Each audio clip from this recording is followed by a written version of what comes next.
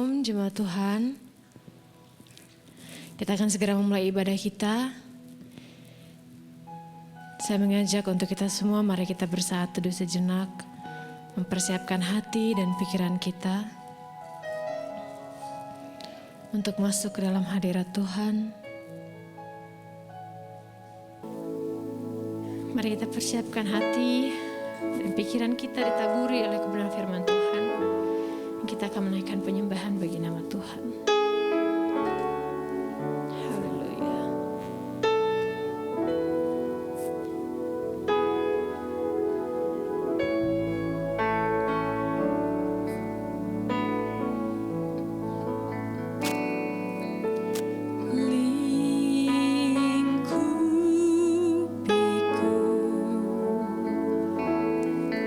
Dengan sayap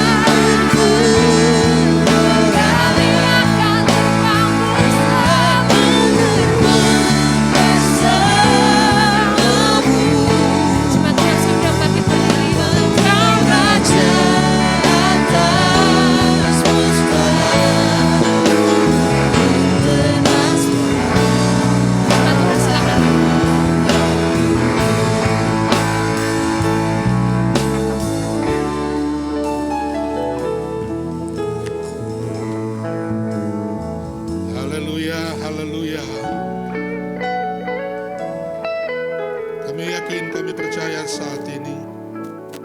Bersama dengan kami, sekalipun badai menerpa hidup kami, ketika Engkau hadir dan bersama kami akan melewatinya.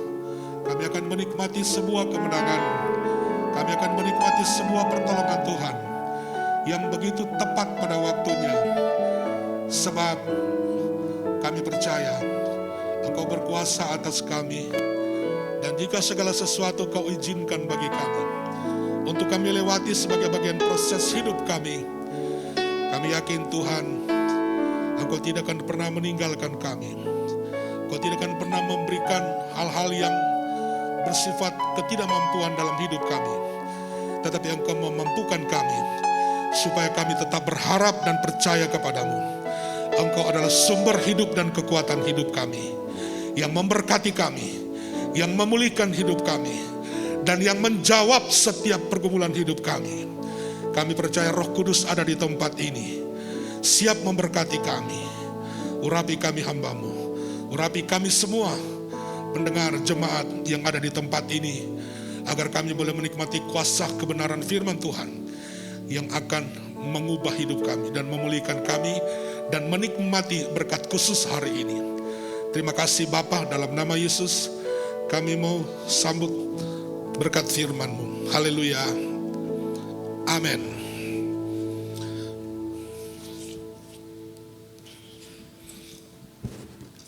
Selamat pagi Bapak Ibu sekalian. Shalom. Puji Tuhan. Haleluya. Pertama-tama saya mengucap syukur kepada Tuhan tentunya yang boleh memberi saya kesempatan dan waktu untuk berada di jemaat atau GBI REM di Jakarta. Terima kasih untuk Pastor Paulus Supit yang luar biasa. Ini kawan se-alma mater dari Cianjur, dan hubungan kami terus terjalin walaupun kami berjauhan tempat. Saya ada di Manado, Sulawesi Utara, dan Pak Pendeta Paulus ada di Jakarta. Saya begitu sangat tersanjung ya, saya boleh berada di tempat ini dan menghadiri undangan pesta pernikahan anak dari Pak Pendeta Paulus pada hari Jumat. Dan hari ini saya boleh diberi kesempatan untuk melayani, memberitakan firman Tuhan di tempat ini. Terima kasih untuk hamba-Nya yang luar biasa. Tuhan memberkati, bahkan seluruh jemaat yang siap untuk mendengarkan firman Tuhan. Haleluya. Mari kita, nama saya Pendeta Berti Mutulo ya, saya dari Sulawesi Utara dan melayani di satu tempat di Kabupaten Minahasa Tenggara. Puji Tuhan. Kalau dari Manado, kota Manado kurang lebih 3 jam perjalanan ke tempat pelayanan saya. Dan Pak Pendeta Paulus sudah 1 kali melayani ya di tempat kami. Puji Tuhan. Tuhan berkati. Keluarga saya, keluarga Mutulo Kristen. Kami punya 2 anak dan yang tua laki-laki sudah kerja, yang kedua perempuan masih SMA. Saya kalah jauh sama Pak Paulus. Luar biasa, puji Tuhan ya.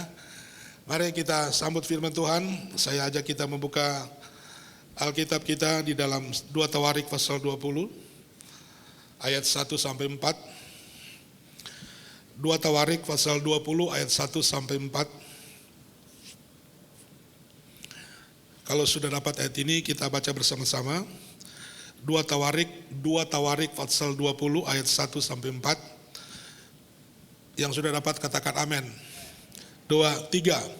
Setelah itu Bani Moab dan Bani Amon datang berperang melawan Yosafat bersama-sama sepasukan orang Meunim. Datanglah orang memberitahukan Yosafat, suatu laskar yang besar datang dari seberang laut Asin, dari Edom menyerang tuanku. Sekarang mereka di Haseson Tamar, yakni En-Gedi. Yosafat menjadi takut, lalu mengambil keputusan untuk mencari Tuhan. Ia menyerukan kepada seluruh Yehuda supaya berpuasa. Dan Yehuda berkumpul untuk meminta pertolongan daripada Tuhan. Mereka datang dari semua kota di Yehuda untuk mencari Tuhan. Katakan amin firman Tuhan. Puji Tuhan Bapak Ibu sekalian yang diberkati Tuhan. Saya berikan judul khotbah saya adalah keputusan yang tepat di saat krisis. Keputusan yang tepat di saat krisis. Tadi kita sudah nyanyikan sebuah pujian sebelum masuk pada firman Tuhan. Di saat badai bergelora, ku akan terbang bersamamu. Ini adalah sebuah pujian sekaligus tersirat di dalamnya ada sebuah pengakuan di dalam hati bahwa orang yang menyanyikan pujian ini, dia memiliki sebuah keyakinan bahwa ketika dia masuk dalam sebuah proses hidup, ada badai kehidupan, ada sebuah krisis kehidupan, tetapi dia yakin bahwa dia mampu, sanggup terbang mengatasi semua persoalan hidup dengan begitu luar biasa. Katakan amin. Haleluya.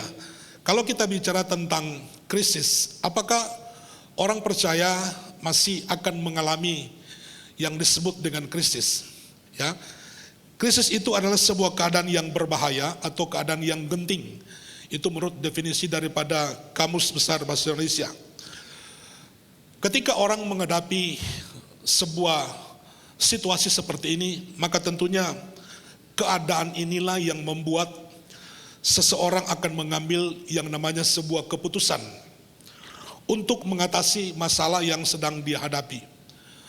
Ya, memang setiap keputusan itu akan ada resikonya, pasti. Setiap keputusan yang diambil pasti ada sebuah resiko.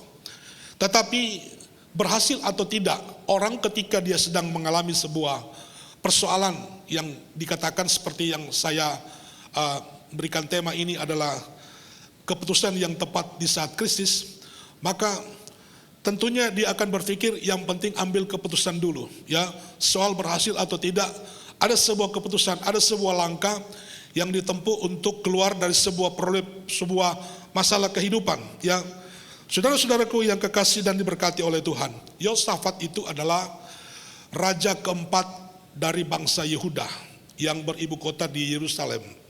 Dia adalah raja keempat. Yosafat adalah seorang raja yang cukup terkenal, dia hebat. Dia adalah raja yang luar biasa, tetapi seorang raja yang hebat yang luar biasa seperti Yosafat, ketika dia hadapi sebuah masalah, maka di dalam dirinya tersirat sebuah rasa ketakutan, kecemasan yang begitu dalam. Dia merasa tidak berdaya dengan apa yang sedang dia hadapi itu, walaupun secara fisik dan secara kedudukan dan jabatan yang dia miliki dan dia peroleh itu, sebenarnya mungkin seorang raja itu tidak perlu untuk mengeluarkan sebuah sifat kecut dan tawar hati, tetapi itu dia lakukan semata-mata untuk, bukan karena dia tidak sanggup untuk melakukan itu, tetapi di balik dari semua kesanggupan secara pribadi, dia yakin bahwa ada Tuhan yang mampu dan sanggup untuk menolong dia dan bangsa Yehuda keluar dari sebuah masalah, dari krisis kehidupan, ya, kegentingan, masalah yang gawat pada waktu itu. Ada bangsa lain yang ingin menyerang Raja Yosafat dan bangsa Yehuda. Ketakutan itu muncul sebab berita itu datang. Saudara mendengar, saudara melihat dalam ayat ini, ketika berita itu datang, berita itu mencemaskan. Kita melihat sekarang ini banyak berita-berita yang mencemaskan. Ada juga berita-berita yang menguatkan, yang mengkonfirmasi tentang sesuatu hal yang membuat kita mungkin ada sebuah kekuatan dan ada penyegaran jiwa, penyegaran secara kehidupan. Tetapi ada juga berita-berita yang membuat orang itu cemas, takut, dan gundah gulana jiwanya. Seperti Yosafat. Tetapi saudara-saudaraku yang kekasih dan diberkati oleh Tuhan, ketika Yosafat itu menjadi takut, dan ketakutan itu sebenarnya adalah suatu hal yang wajar, keluar dari dalam hati ketika merespon dan bereaksi tentang sebuah berita atau situasi atau keadaan yang sedang menimpa seseorang. Demikian juga orang besar seperti Yosafat, dia tidak terluput dari rasa ketakutan itu, rasa kecemasan ketika badai menimpa pribadi, hidupnya, keluarganya, bahkan bangsanya yang sudah dipercayakan Tuhan untuk dipimpin oleh Yosafat, yaitu bangsa Yehuda yang beribu kota di Yerusalem. Tetapi Bapak Ibu sekalian yang kekasih dan diberkati oleh Tuhan, kita melihat bahwa ketika Yosafat mengalami sebuah masalah yang cukup berat baginya, Yosafat mengambil keputusan yang tepat di saat krisis. Yang pertama, Yosafat mencari Tuhan. Dalam 2 Tawarik pasal yang ke-20 ayat yang ketiga, dia mengatakan demikian. Yosafat menjadi takut, lalu mengambil keputusan untuk mencari Tuhan. Ia menyerukan kepada seluruh Yehuda supaya berpuasa. Yang pertama, ketika Yosafat menghadapi sebuah masalah yang cukup berat, bagi dia tidak ada cara lain. Bagi Yosafat tidak ada langkah yang paling tepat untuk keluar daripada krisis atau masalah yang dihadapi. Adalah ayat ini mengatakan dia mencari Tuhan. Haleluya. Dia mencari Tuhan. Saudara-saudaraku yang kekasih dan diberkati oleh Tuhan, hidup kekristenan ini harus selalu terhubung, terkoneksi dengan Tuhan. Karena kalau hal ini ada di dalam kehidupan kita, maka hidup kita terkoneksi dengan Tuhan. Hidup kita selalu terpaut dengan Tuhan. Alkitab mengatakan dalam kitab 1 Korintus berkata bahwa orang yang mengikatkan dirinya dengan Tuhan itu menjadi satu roh dengan Dia. Orang yang mengikatkan dirinya dengan Tuhan itu menjadi satu roh dengan Dia. Artinya secara roh, ya, secara spirit dan semangat ini, kita memiliki semangat atau sifat atau spirit yang baru itu terikat dengan Tuhan, maka kita menjadi satu roh dengan Dia. Kalau kita menjadi satu roh, satu kesatuan, satu roh dengan Dia, apa yang kita perlu takutkan ketika sedang menghadapi sebuah masalah? Yosafat coba membangun sebuah hubungan yang baik dengan Tuhan. Ketika dia sedang mengalami sebuah masalah dan bangsanya, dia tidak hanya mengajak dirinya.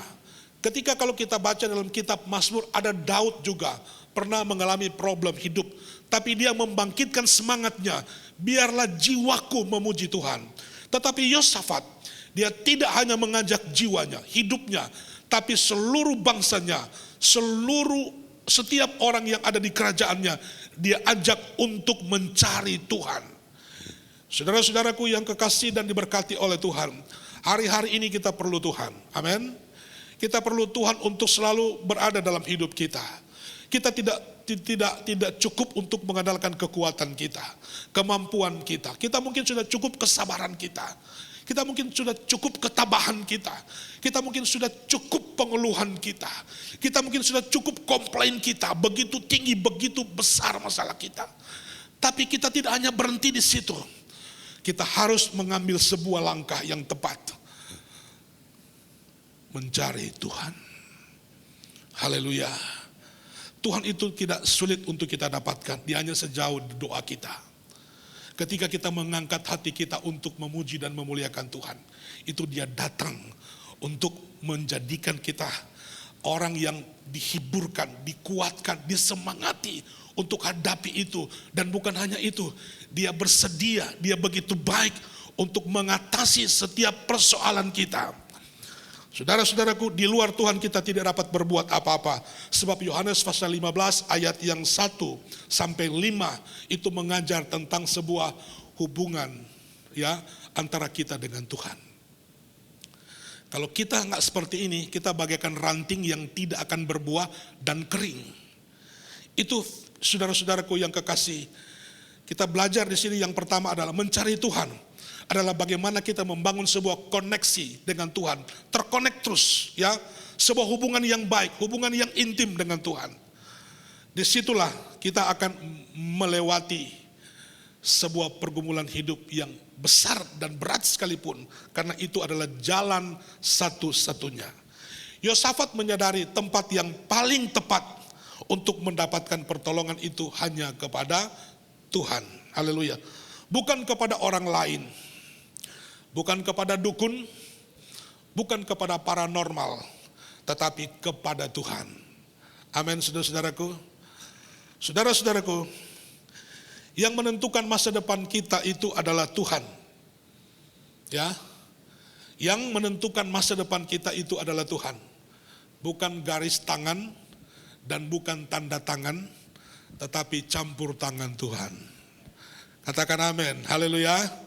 Yang menentukan masa depan kita itu adalah Tuhan. Kalau orang lain, saudara-saudaraku, dapat menolong kita, itu hanya alat di tangan Tuhan. Kalau orang lain dapat memberkati kita, kalau orang lain dapat memberikan jalan keluar bagi kita, itu pun hanya alat di tangan Tuhan untuk memberkati, menolong kita, dan mengeluarkan kita dari sebuah problem. Memang saudara-saudaraku, Tuhan secara fisik, itu dia tidak akan nampak secara fisik seperti kita. Kalau kita panggil teman kita kapanpun dia datang secara fisik. Ya, tadi malam juga ada teman yang datang secara fisik, tapi dia juga bawa makanan. Jadi kami, saya Pak Gembala, Pak Paulus, dan Pak Yofi, jam 12 masih makan. Hanya telepon, nggak bilang bawa makanan. Dia datang, orangnya datang, tapi dia datang juga bawa makanan. Jadi kita makan setengah 12.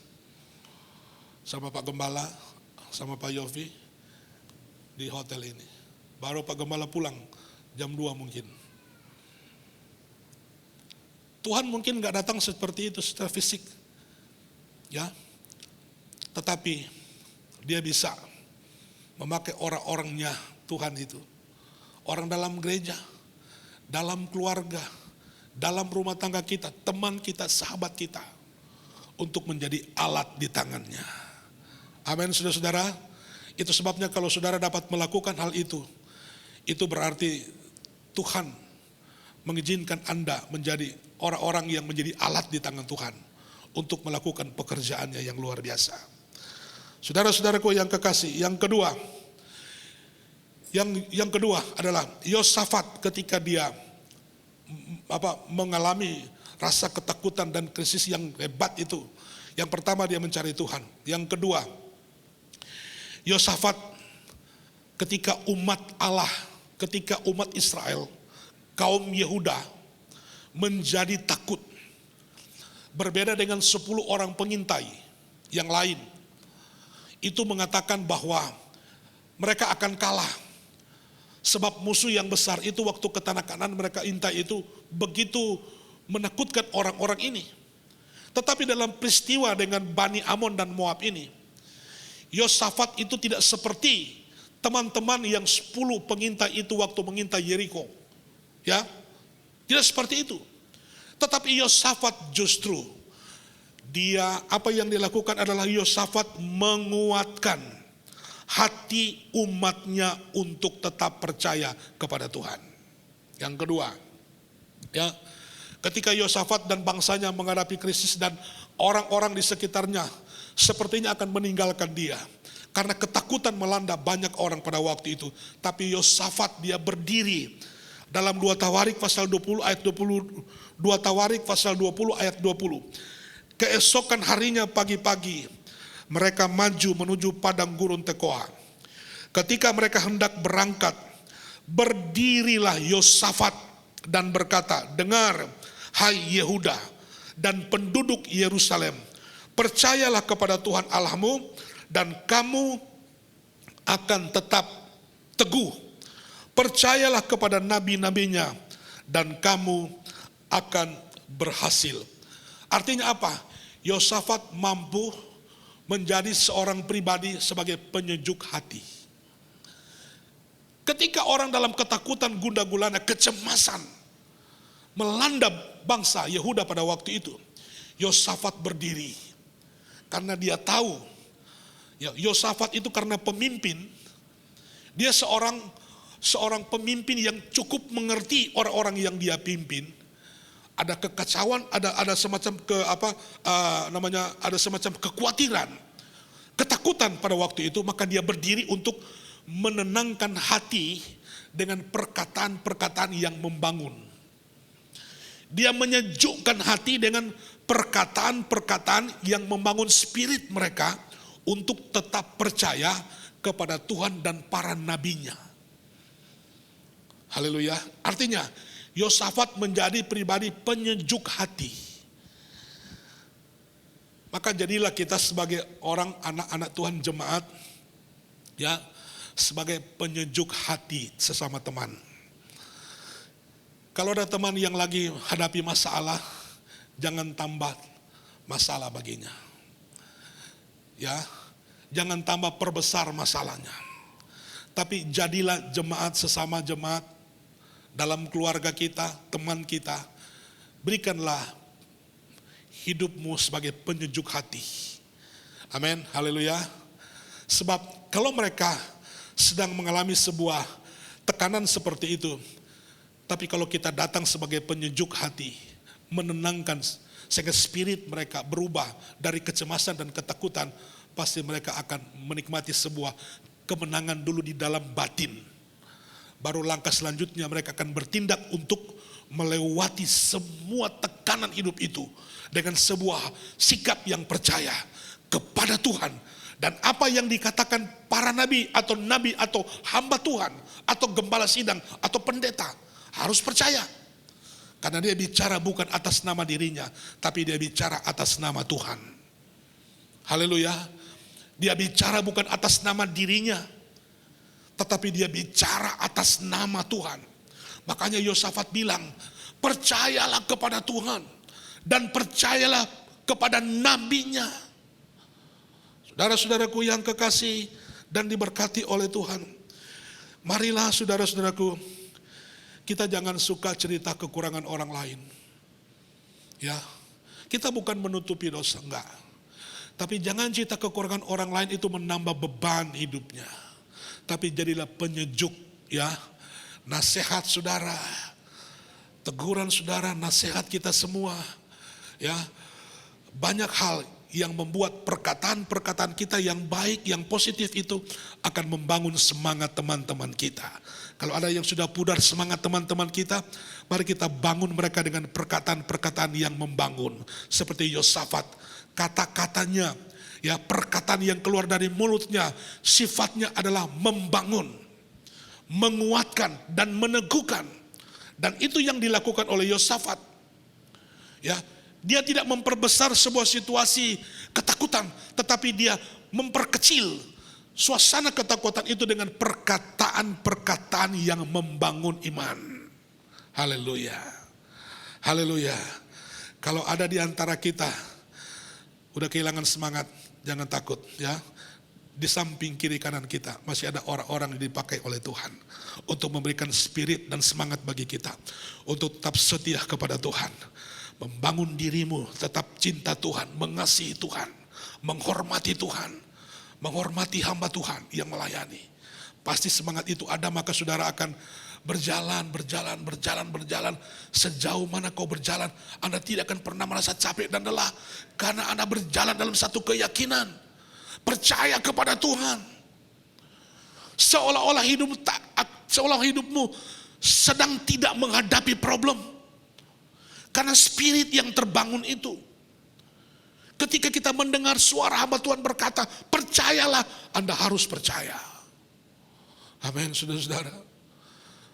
Ketika seorang hamba Tuhan berkata, percayalah kepada Tuhan, jangan bimbang, jangan takut, jangan ragu, percayalah. Karena hidup kita bukan melihat, tapi karena percaya, kata firman Tuhan. Saudara-saudaraku, berikanlah yang terbaik. Taburlah kebaikan untuk orang lain, maka kita akan menuai kebaikan. Amin. Galatia 6 ayat 2. Galatia 6 ayat 2. Bertolong-tolonganlah menanggung bebanmu. Demikianlah kamu memenuhi hukum Kristus. Bertolong-tolonglah dalam menanggung bebanmu. Demikianlah kita memenuhi hukum Kristus. Galatia 6 ayat 9. Janganlah kita jemu-jemu berbuat baik, karena apabila sudah datang waktunya, kita akan menuai jika kita tidak menjadi lemah. Ini sifat kita ya. Seperti yang dilakukan Yosafat. Menolong orang lain. Memberikan yang terbaik untuk semangat mereka bangkit. Bukan jatuh, tapi bangkit. Bangkit. Bangkit. Sebab bersama Tuhan kita dapat melakukan perkara-perkara yang besar. Haleluya. Yang terakhir, Yosafat yang dia lakukan pada bagian yang ketiga adalah Yosafat memuji Tuhan bersama umat Tuhan. Katakan amin. Haleluya. Ayat 22, 2 Tawarik 20 ayat 22. Ketika mereka mulai bersorak-sorai dan menyanyikan nyanyian pujian, apa yang dibuat Tuhan? Dibuat Tuhanlah apa? Penghadangan. Udah lihat. Ketika Yosafat dan umat Tuhan memuji Tuhan, dibuat Tuhanlah penghadangan terhadap Bani Amon dan Moab. Dan orang-orang dari pegunungan Seir yang hendak menyerang Yehuda, sehingga Alkitab mengatakan mereka terpukul kalah. Haleluya. Katakan amin. Inilah kuasa pujian. Tadi saya diberkati sekali dengan pujian tadi, luar biasa ya. Inilah kuasa pujian. Saya yakin jemaat tadi yang hadir memuji Tuhan dengan luar biasa. Amin. Dari awal sampai masuk pada firman Tuhan. Kuasa pujian. Saat umat Tuhan memuji Tuhan, Alkitab mengatakan Tuhan melakukan penghadangan. Tuhan melakukan penghadangan terhadap Bani Amon. Saya yakin Yosafat dan umat Tuhan waktu itu, mereka menyanyi dengan sungguh-sungguh dan begitu luar biasa. Mereka menyanyi dengan segenap hati. Mereka menyanyi dengan bersorak dan memuliakan Tuhan. Mereka mengangkat tangan dan memuliakan Tuhan. Mereka meninggikan nama Tuhan Allah mereka. Mereka bersorak. Mereka memuliakan Tuhan. Maka terjadilah Tuhan menghadang mereka. Amin, saudaraku. Kalau Tuhan bekerja atas kita karena pujian kita yang dahsyat, jangan heran. Karena kita sudah melakukan bagian kita. Dan Tuhan melakukan bagiannya. Di mana kita memuji Tuhan? Di tempat ini. Di gereja ini. Haleluya. Haleluya. Di mana kita memuji Tuhan? Saudara-saudaraku, ketika kita memuji Tuhan bersama dengan teman-teman kita, satu komunitas seperti ini, akan terasa sekali itu spirit yang keluar di hati kita. Ucapan mulut kita yang memuliakan Tuhan. Begitu kuat mempengaruhi hati kita untuk memuliakan Tuhan. Teman-teman kita pun di samping kanan, samping kiri kita, mungkin ada di belakang kita. Mereka terbangun dengan spirit yang sama. Karena pujian kita. Sudah tanpa kita sadar, ketika kita sedang memuji Tuhan, mengangkat tangan memuliakan Tuhan, Tuhan sedang bekerja atas problem hidupmu. Amin. Dia sedang bekerja untuk menolong engkau. Saudara-saudaraku, saya yakin mereka memuji Tuhan dengan sungguh-sungguh. Sebab kehadiran Tuhan itulah hadiratnya. Hadiratnya adalah kehadiran Tuhan di tengah-tengah kita memuji Tuhan. Kalau kehadirannya, hadiratnya ada. Wow, saudara, luar biasa loh. Bukan cuma pengaruh. Kehadirannya, hadiratnya bukan pengaruh. Tapi kuasa yang bekerja dalam hidup kita. Katakan amin. Kehadirannya, hadiratnya bukan suasana. Tapi kuasa yang bekerja atas hidup kita. Amin, saudara-saudaraku. Haleluya. undang terus, nyatakan terus dengan pujian. Haleluya. Puji-pujian membuat Allah hadir di tengah kita. Sebab apa? Puji-pujian adalah kursinya Allah, tempat duduk. Jadi kalau kita sedang memuji Tuhan, kita sedang memberikan tempat duduknya bagi Tuhan. Ya. Ayat 4 Mazmur 22, dia mengatakan demikian. Kepadamu nenek moyang kami percaya.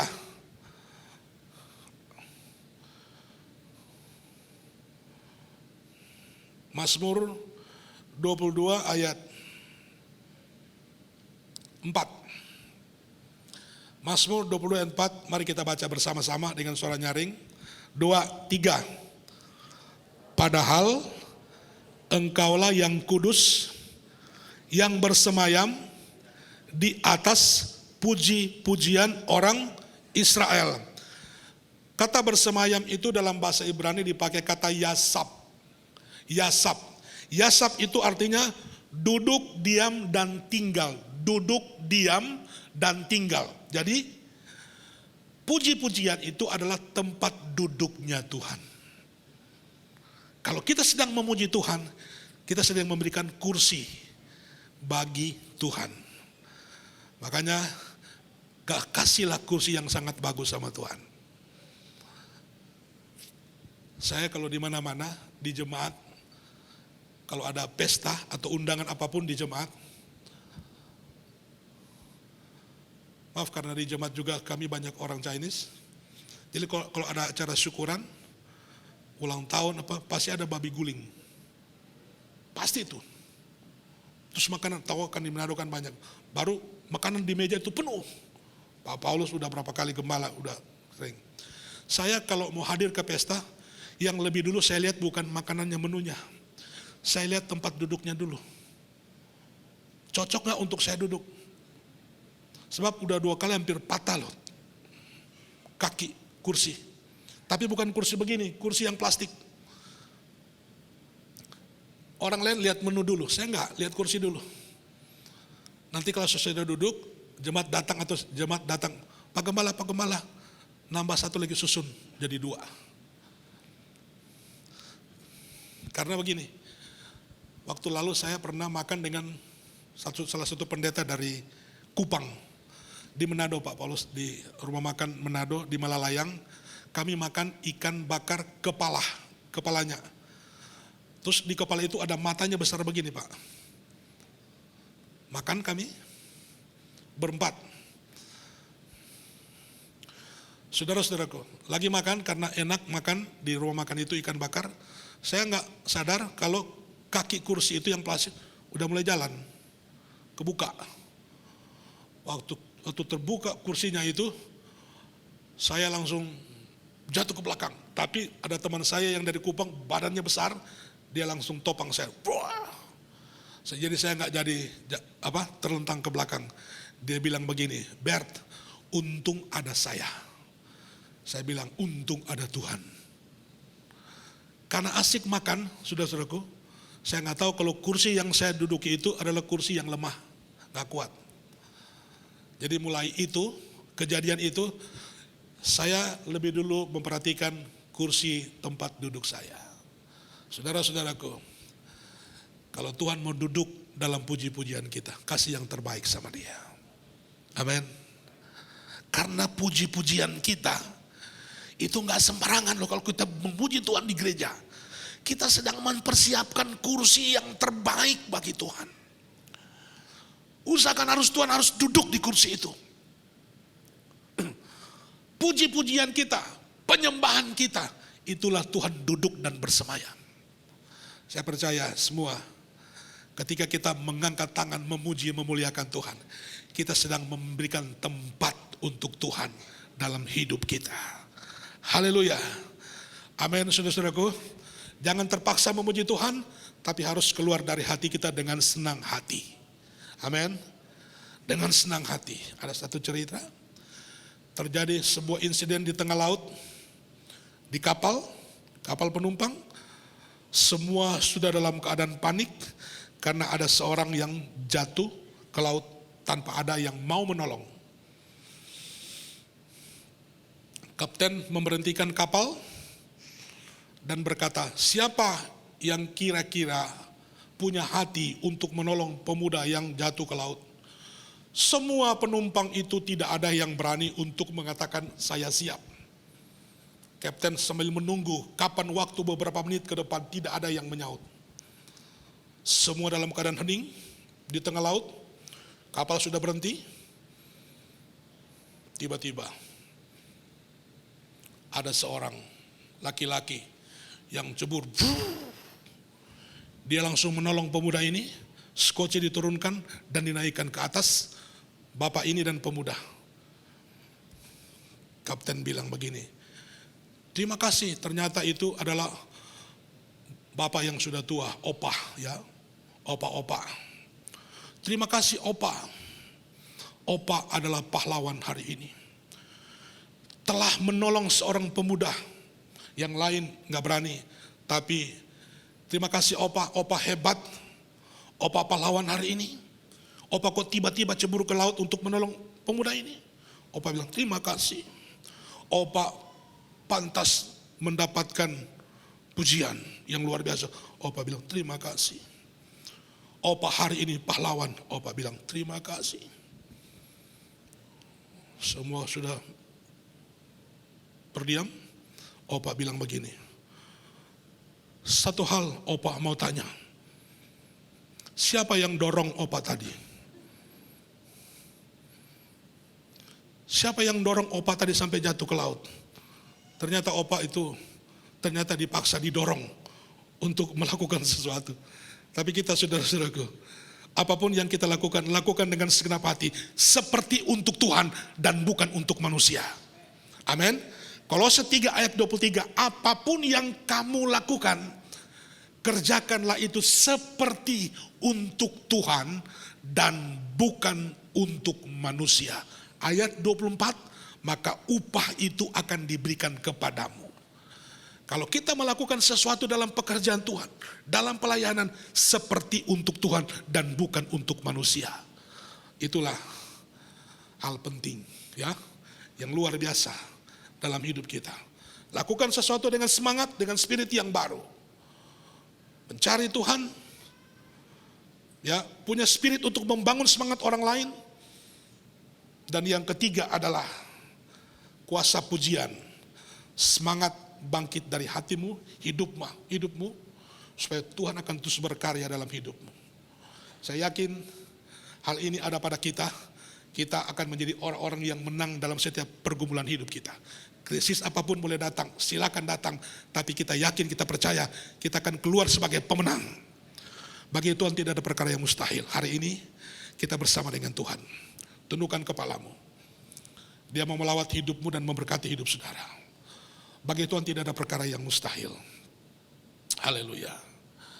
Tuhan selalu menolong. Tuhan mau ingatkan hari ini kepada kita semua, untuk kita sungguh-sungguh mencari Tuhan. Tadi kalimatnya bahkan berpuasa, berkata-kata yang baik, positif, untuk membangun spirit, iman kita sendiri, bahkan iman orang lain. Dan juga banyak memuji Tuhan.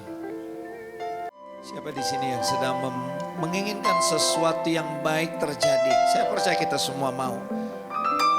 Semua yang baik itu terjadi dalam hidup saudara dan saya. Tapi siapa yang di sini sedang membutuhkan sesuatu dan saudara sangat memerlukan mujizat terjadi dalam hidup saudara. Mungkin itu untuk usaha saudara, pekerjaan saudara, untuk keluarga saudara, mungkin untuk pelayanan saudara, untuk hidup saudara. Apapun yang saudara butuhkan saat ini, saya cuma mau bilang begini. Ada Tuhan yang sanggup menolong saudara. Ada Tuhan yang sanggup membuat yang tidak mungkin menjadi mungkin. Saudara yang rindu saat ini benar-benar ingin mengalami mujizat. Saudara tadi seperti cerita tadi, saudara ada dalam keadaan genting. Saudara ada dalam keadaan yang menakutkan. Saudara butuh mujizat. Dan saat ini tidak ada satu kekuatan apapun yang dapat menolong saudara. Tidak ada satu manusia mungkin yang sanggup menolong saudara, kecuali Tuhan campur tangan. Ayo, letakkan tangan kirimu di dada dengan penuh keyakinan bahwa hari ini mujizat terjadi, bahwa hari ini Tuhan buka jalan, hari ini Tuhan berkati saudara, hari ini Tuhan bukakan pintu-pintu yang tertutup. Letakkan tangan kirimu di dada dengan penuh keyakinan dan angkat tangan kananmu tinggi di atas kepala. Jangan saudara ragu, karena ini tempat yang tepat untuk saudara alami mujizat. Saudara bisa mengalami mujizat di rumah, di kendaraan saudara, dimanapun. Tapi hari ini biarlah di tempat yang kudus ini saudara alami kuasa Tuhan. Dengan penuh keyakinan letakkan tangan kirimu di dada dan angkat tangan kananmu. Jika engkau ada dalam keadaan yang menakutkan, genting, sudah sangat membutuhkan mujizat dan pertolongan Tuhan, ayo kita satu dalam doa. Bapa, terima kasih. Ada tangan-tangan yang terangkat. Mereka mengangkat tangan kanan mereka dan mereka meletakkan tangan kiri mereka di dada. Tangan kiri mereka di dada karena mereka percaya Tuhan pasti menolong mereka. Dan mereka mengangkat tangan tinggi di atas kepala karena mereka tahu tidak ada perkara yang mustahil. Di saat mereka mengangkat tangan, Tuhan turun tangan. Tuhan buat mujizat. Saat ini hamba berdoa untuk setiap tangan-tangan yang terangkat. Apapun masalah pergumulan yang dihadapi oleh anak-anak Tuhan di tempat ini. Sebagai hamba Tuhan, sebagai gembala gereja yang di tempat ini, hamba hanya meminta dan memohon bersama-sama dengan hamba-hamba Tuhan yang ada di tempat ini. Pelayan-pelayan Tuhan yang ada di tempat ini. Bapa, kami mohon belas kasihan-Mu turun pagi hari ini untuk jemaat-Mu, untuk umat-Mu, bahkan untuk kami semua hamba-hamba-Mu. Kami minta di dalam nama Yesus, dalam nama Tuhan Yesus, mujizat terjadi di tempat ini. Baik itu untuk usaha pekerjaan mereka, untuk keluarga mereka, pelayanan mereka, hidup mereka, apapun yang mereka butuhkan. Kami minta di dalam nama Yesus, Tuhan berkati umat-Mu, berkati jemaat-Mu Tuhan, dalam nama Tuhan Yesus. Sehingga biarlah mereka pulang tidak sama seperti mereka datang. Ada sukacita, ada kemenangan, ada berkat Tuhan yang melimpah-limpah. Tingkap-tingkap di langit terbuka hari ini. Dan berkat Tuhan mengalir dan terus mengalir dalam nama Tuhan Yesus. Turunkan tangan saudara. Bapak, terima kasih. Kami berdoa untuk hamba-Mu, Pastor Berti Motulo. Kesehatannya, keluarganya, pelayanannya Tuhan berkati. Dan terima kasih Tuhan untuk firman-Mu. Di dalam nama Tuhan Yesus Kristus, haleluya. Amin. Tepuk tangan dulu buat Tuhan Yesus, silakan duduk. Terima kasih Pastor. Tuhan memberkati. Kita akan melihat pengumuman. Nanti setelah itu kita berdoa untuk persembahan. Dan setelah itu, atau kita doa persembahan, kita akan berdoa untuk setiap persembahan yang kita bawa ke tempat ini. Mari kita tundukkan kepala. Bapak, terima kasih. Kami berdoa untuk setiap persembahan yang kami bawa ke tempat ini. Tuhan Yesus, kami membawa persembahan kami dengan sukacita. Kami memberi yang terbaik. Kami memberi dengan kerelaan hati. Kami menabur di tanah yang subur. Kami mau memberkati pekerjaan Tuhan di tempat ini. Baik itu kami bawa persembahan persepuluhan, persembahan diakonia, persembahan sulung, ucapan syukur. Oh, persembahan untuk gedung gereja ini Tuhan. Apapun yang kami bawa Tuhan. Biarlah semuanya itu menjadi dupa yang harum di hadapan-Mu. Tuhan memberkati setiap jemaat Tuhan yang saat ini memberi. Kami percaya jerih payah mereka tidak sia-sia. Semuanya itu menjadi dupa yang harum bagi Tuhan. Dalam nama Tuhan Yesus kami siap untuk memberi. Amin. Baik, itu saja. Ada yang baru pertama kali ibadah di tempat ini? Kalau tidak ada, saya undang kita semua bangkit berdiri.